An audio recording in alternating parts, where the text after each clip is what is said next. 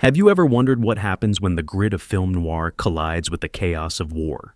British cinema in the 1940s and 50s produced a wave of dark, stylish thrillers where shadows and suspense ruled the screen.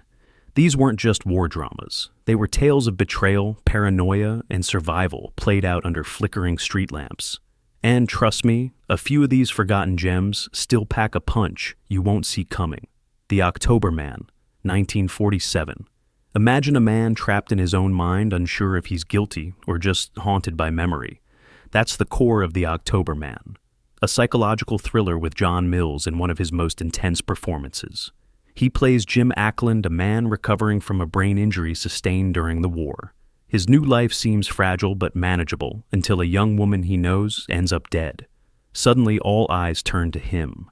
The brilliance of this film lies in its use of paranoia. The war had left Britain with thousands of men carrying invisible wounds, and Ackland embodies that national anxiety. Is he a danger to others, or just a victim of cruel suspicion? The film never lets you relax, throwing shadows across every frame and keeping the audience guessing whether Ackland is trustworthy. Directed by Roy Ward Baker, The October Man is noir at its finest. Shadowy pubs, foggy streets, and an atmosphere heavy with doubt. It's not about action, it's about psychology. And in a time when audiences were still processing the trauma of air raids and rationing, that kind of story hit hard. What makes it stand out is how modern it feels. The tension doesn't come from car chases or explosions, but from something scarier, the fragility of the mind. Watching Mills unravel makes you question how well any of us could hold up under suspicion. If you missed this one, it's time to rediscover it. They Made Me a Fugitive, 1947. You think post-war life was all parades and medals? Think again. They Made Me a Fugitive shows us the grim flip side. Trevor Howard stars as Clem, a former Royal Air Force pilot who comes home from the war, only to find boredom, unemployment, and temptation. He gets lured into a smuggling gang hoping for some quick money, but when a deal goes wrong, he's framed and thrown into prison. From there, the film morphs into a desperate struggle for survival. It's noir in its purest form, smoky alleyways, betrayals at every turn, and a hero who's not squeaky clean himself. Clem isn't fighting Nazis anymore. He's fighting corrupt ex-soldiers, shady bosses, and a society that doesn't seem to have a place for him. That's what makes it sting. Britain in the late 40s was still rebuilding, and this movie captured the bitterness of men who felt discarded once the war ended. Director Alberto Cavalcanti paints London as a bleak landscape where honor means nothing, and loyalty is just a word. The film's action scenes are gritty and grounded, the kind where you feel every punch and every escape attempt. And Trevor Howard? He nails the role, bringing just the right mix of toughness and despair. This isn't the kind of war story where heroes ride off into the sunset. It's a sharp reminder that when the fighting stops abroad, another kind of battle starts at home. And sometimes the shadows in your own city are just as dangerous as the ones overseas. The Small Back Room, 1949. If you thought war films were all explosions and glory, The Small Back Room is here to break that illusion. Directed by Michael Powell and Emmerich Pressburger, this one zooms in on a different kind of battlefield. The mind of a bomb disposal expert. David Farrar plays Sammy Rice, a scientist and demolition specialist whose war wounds have left him bitter, drinking too much, and struggling to prove his worth. The story builds around a tense sequence where Rice must defuse a mysterious new German device. The scene stretches on with nerve-wracking silence, the ticking of time almost unbearable. It's one of the most suspenseful moments ever put on film in Britain. But the brilliance of this movie isn't just in the action. It's in how it shows the crushing pressure of men who fought their battles in quiet rooms far from the front lines, but no less deadly. Visually, it's drenched in noir atmosphere. The shadows are thick, the close-ups claustrophobic, making you feel Rice's anxiety crawl under your skin. The film also touches on themes of insecurity, loneliness, and the feeling of being forgotten. Not all war heroes wore uniforms and medals. Some were locked in labs and back rooms, saving lives without recognition. This isn't a rousing anthem, it's a somber reminder that the hardest wars are often the private ones. And Powell and Pressburger pull no punches in showing the toll that responsibility, trauma, and doubt can take on a man. If you want to see war through a noir lens, this is essential viewing. Against the Wind, 1948. Let's be real, spy thrillers often glamorize espionage. But Against the Wind strips away the glamour and shows it for what it was in wartime Europe. a high-stakes game where betrayal was always waiting around the corner. The film follows British agents sent into occupied Belgium, weaving together sabotage missions, coded messages, and the constant threat of capture. This is noir espionage at its best. Instead of suave spies with gadgets, we get ordinary men and women, flawed, frightened, but determined. And that's what makes it gripping. There's a stark honesty in how it portrays these agents. They're not untouchable, they're vulnerable. At any moment, the wrong move could mean the end. The cinematography heightens that paranoia. Narrow streets, dimly lit rooms, and faces half hidden in shadow amplify the sense of danger. And unlike many Hollywood war films of the time against the wind, doesn't tie everything up in a neat bow. Some characters don't make it out, and loyalty gets tested in brutal ways. What makes this one unforgettable is its refusal to sugarcoat the risks of espionage. These weren't comic book adventures. They were tense, nerve-wracking missions that often ended in silence, not glory. It may not be as famous as the big Hollywood spy thrillers, but its rawness gives it an edge that still feels authentic decades later. If you want a war story that truly lives in the shadows, this one delivers. Wanted for Murder, 1946. At first glance, Wanted for Murder feels like a straight detective story. But look closer, and you'll see how deeply it's tied to the shadows of war. The film follows Scotland Yard as they hunt down a man with a disturbing compulsion, a man whose psychological demons are rooted in a dark family legacy tied to authority and discipline. Eric Portman plays the central character with unnerving charm. By day, he appears ordinary enough, blending into the post-war crowds. But beneath that calm exterior lies a disturbed psyche shaped by the shadow of his past. This makes him one of the most complex figures in British noir of the era, less of a villain, more of a chilling reminder of how fragile the human mind can be when pushed by history and trauma. The post-war setting is key here. Britain was filled with unease where the relief of victory collided with the scars of conflict. That tension seeps through the story. The streets may look brighter in daylight, but once night falls, suspicion and dread creep in. What gives this film its power is the uneasy balance between law enforcement's calm procedural hunt and the unsettling unpredictability of the man they're chasing. The contrast builds suspense in a way that makes even ordinary scenes feel charged with danger. Wanted for Murder might not scream action, but it thrives on mood. It's about atmosphere, about the kind of slow-burning dread that makes you glance over your shoulder. For anyone exploring British noir, it's an underrated gem that perfectly captures the uncertainty of its time. The Blind Goddess, 1948. What happens when justice itself becomes a shadowy battleground? The Blind Goddess is not your typical courtroom drama. Instead, it fuses noir tension with wartime paranoia. At its heart, it's about a blackmail plot that spirals into something far more dangerous, where secrets tied to government contracts and espionage collide. The story kicks off when a respected businessman is accused of bribery. What seems like a straight trial quickly morphs into a labyrinth of lies, hidden motives, and looming consequences for national security. It's a smart reminder that even in peacetime, the war had left behind a world where trust was fragile and corruption was never far away. Visually, the film is soaked in noir atmosphere. Shadowy offices, tense cross-examinations, and faces caught half in light, half in dark. The courtroom becomes less a place of order and more a stage where characters wrestle with guilt, fear, and ambition. It's not about who's guilty on paper. It's about who can manipulate the truth most effectively. What makes this thriller stand out is how ahead of its time it feels. It anticipates the Cold War mood that would soon dominate British cinema, showing us that secrets are just as dangerous as bombs. And as the title suggests, justice isn't always blind. It can be clouded, swayed, or twisted. This isn't just another forgotten drama. It's a reminder that the fight for integrity didn't end when the war did. It simply changed battlegrounds. The Man Between, 1953. Think of The Man Between as the shadowy cousin of The Third Man. Directed by Carol Reed and starring James Mason, this thriller drops us into the divided world of post-war Berlin. Walls weren't built yet, but the city was already carved up, and the air was thick with espionage, suspicion, and betrayal. James Mason plays Ivo Kern, a man whose loyalties are as foggy as the streets he walks. When a British schoolteacher played by Claire Bloom gets entangled with him, the story shifts into a tense dance of trust and deception. Berlin itself becomes the star here, its ruins and dark alleys amplifying every whisper and every glance. The brilliance of this film is in its moral ambiguity.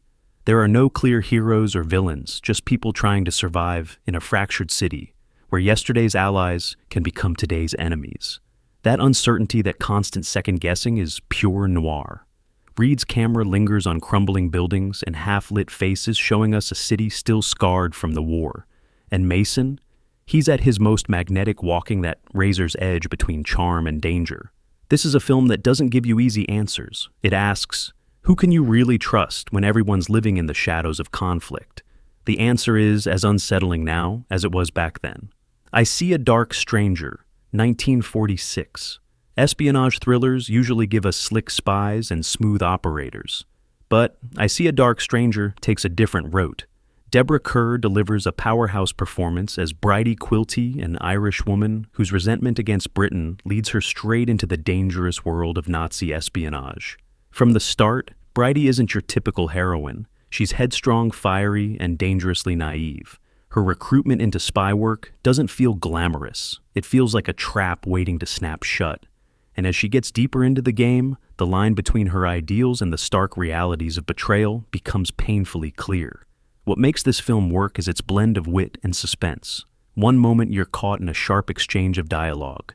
The next, you're plunged into scenes dripping with tension. It mirrors Bridie's own journey, drawn in by passion, blindsided by the ruthlessness of the spy world. The cinematography leans into noir style, with shadow-heavy compositions and tight, suffocating interiors. The war may be fought with guns elsewhere, but here it's fought with secrets, lies, and whispered promises. What's most fascinating is how ahead of its time it feels in portraying a flawed female lead. Bridie isn't a damsel in distress. She's complex sometimes, reckless, sometimes brilliant. And Deborah Kerr pulls it off with absolute conviction. This is a spy thriller that proves the most dangerous battles often come from within. Green for Danger, 1946. Hospitals during wartime were meant to be places of healing, but Green for Danger flips that idea on its head. This sharp thriller directed by Sidney Gilliat turns a rural military hospital into the perfect stage for a murder mystery cloaked in noir atmosphere. The story unfolds during the Blitz. A patient dies on the operating table, and while it seems like an accident, suspicion quickly spreads that it was deliberate. Enter Inspector Cockrell, played with delightful eccentricity by Alistair Sim, who starts pulling at the loose threads of the hospital staff's secrets. What follows is a masterclass in building tension. The hospital, normally a symbol of safety, becomes claustrophobic, a place where shadows hide not comfort, but suspicion. Doctors and nurses who are supposed to save lives suddenly look like suspects, each with motives and hidden fears. The Blitz setting adds another layer. Bombs may be falling outside, but inside paranoia is exploding in quieter, more sinister ways. That contrast between the chaos of war and the claustrophobia of the hospital gives the film a chilling edge. What sets it apart is its balance of dark suspense and sly humor. Sim's inspector is quirky and sardonic, offering a touch of levity without ever breaking the noir mood. It's one of those rare thrillers that can make you smirk even as you're holding your breath. Green for Danger is proof that suspense doesn't need grand battlefields to hit hard. Sometimes the deadliest secrets are hiding in plain sight. The Clouded Yellow, 1950. If you're looking for a noir thriller that blends espionage with romance, The Clouded Yellow is the one. Starring Trevor Howard and Gene Simmons, this film follows a disgraced intelligence officer who finds himself drawn into a tangled web of secrets when he falls for a young woman accused of a crime she insists she didn't commit. The setup feels classic. A man with a stained reputation, a woman in danger, and a world ready to judge them both. But it's the execution that makes this film shine. The pair go on the run across the English countryside, turning what could have been a pastoral escape into a tense, shadow-soaked chase. Noir usually thrives in dark cities, but here rolling hills and quiet villages become just as threatening. Every passerby could be an enemy, every smile a disguise. The countryside becomes a stage for paranoia, proving that noir doesn't need neon lights to thrive. It just needs fear and mistrust. The chemistry between Howard and Simmons is electric, adding an emotional core that keeps the suspense grounded and human. Stakes. Are they fugitives in love or doomed from the start? The film keeps you guessing right up until its sharp finale. What makes The Clouded Yellow unforgettable is its mix of vulnerability and tension. It's not just about spies and secrets. It's about two lost souls trying to carve out a sliver of trust in a world full of suspicion. And that's as noir as it gets. 7 Days to Noon, 1950. Sometimes the most chilling thrillers are the quiet ones. 7 Days to Noon doesn't give us car chases or shootouts. Instead, it delivers something scarier. A lone scientist who threatens to unleash devastation on London if the government refuses to halt its weapons program. This isn't just a story, it's a ticking clock. The professor played by Barry Jones is no cartoon villain. He's soft-spoken, intelligent, and utterly convinced he's saving humanity by making his terrifying ultimatum. That moral gray area is what makes the film so gripping. He's not evil in the traditional sense. He's a man pushed beyond reason by his convictions. The cinematography uses deserted London streets to stunning effect. Watching a normally bustling city slowly empty out adds to the creeping sense of unease. The tension doesn't come from action, it comes from silence, from the eerie calm of a metropolis under threat. What makes this one unforgettable is its relevance. In the early Cold War era, fears about nuclear technology were fresh and raw. The idea that one determined individual could hold an entire country hostage struck a nerve then, and it still resonates today. 7 Days to Noon is a perfect example of how noir blends with war themes to create something unsettling and thought-provoking. It's less about good versus bad, and more about the terrifying gray space in between. Night and the City, 1950. When people talk about British noir night, and the city always sneaks into the conversation, but too often it's dismissed as just another crime flick. In truth, it's one of the darkest post-war portraits of desperation you'll ever see. Richard Widmark plays Harry Fabian, a hustler trying to strike it rich in London's wrestling underworld. But don't be fooled, this isn't a sports movie. It's a relentless study of a man drowning in ambition and deceit, clawing his way up, only to be dragged back down by the shadows he creates. The war's fingerprints are everywhere. London is still battered, its streets dimly lit and crumbling, making the city itself feel like a character, a wounded one. The film doesn't show soldiers or battles, but the trauma of the war lingers in every broken promise, every foggy alley, and every scheme doomed to fail. Director Jules Dassin, working in exile, brings a sharp outsider's eye. His London feels suffocating, a maze where hope has no place. Widmark's performance is electric. He's sly, desperate, and constantly on the edge of ruin. Watching him stumble toward disaster is like watching a slow-motion car. Crash you can't turn away from. Night in the City is more than a crime drama. It's the story of a city and a generation trying to rebuild while drowning in shadows. That blend of noir fatalism and post-war grit is exactly why it still stings decades later. So, Long at the Fair, 1950. Few thrillers play with paranoia as effectively as So Long at the Fair. Gene Simmons stars as Vicky, a young woman traveling with her brother to Paris for the World's Fair. But then the unthinkable happens. Her brother vanishes, and everyone she asks insists he never existed in the first place. Talk about nightmare fuel.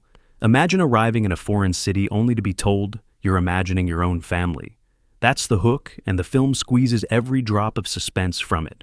Simmons carries the film with raw determination, her mounting fear pulling the audience deeper into the mystery. The noir influence is everywhere. Hotel corridors stretch like shadowy traps.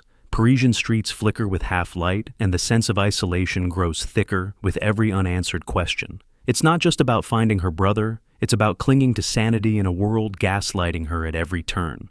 Set against a post-war backdrop, the paranoia feels especially sharp. The war had taught people to question reality, to doubt what they saw and heard. That cultural unease feeds directly into the tension. What makes this film a standout is its pacing. It doesn't rush. It lets the dread build, slowly wrapping the viewer in the same fog Simmons' character feels. By the time the truth comes out, you're as exhausted and relieved as she is. So, Long at the Fair is a noir war-era gem that proves sometimes the most terrifying battlefield is your own mind. The Ship That Died of Shame, 1955. What happens when war heroes can't let go of the past? The Ship That Died of Shame gives us the answer, and it isn't pretty. Richard Attenborough and George Baker star in this tale of former naval officers who buy back their wartime gunboat and use it for smuggling. At first, it feels like a harmless hustle, but soon the jobs get darker, the risks heavier, and their sense of honor starts to corrode. The boat itself becomes a symbol. Once a proud vessel, it now carries contraband and shady deals. Its very name a reminder of what happens when ideals sink into greed. Watching these men slide into corruption is like watching a slow unraveling of the values they fought to defend. Visually, the noir fingerprints are everywhere: rain-soaked docks, shadowy pubs, and characters shot in half-light as they wrestle with guilt. The war may be over, but its echoes refuse to fade. Attenborough in particular shines here. His ability to shift from charm to menace in an instant keeps you on edge, never quite sure which side of him you'll see next. This film doesn't just tell a crime story, it asks a haunting question. What happens when the very tools of war outlive their purpose? The answer is both sobering and unforgettable. So, there you have it, 14 British noir war thrillers that slipped through the cracks but still deserve a spot on your watch list. These films remind us that the shadows of war didn't end when peace was declared. They lingered in alleys, courtrooms, and even hospital wards. Which of these hidden gems surprised you the most? Drop your thoughts below, hit subscribe, and share this with a fellow film lover, because the shadows always have more stories to tell.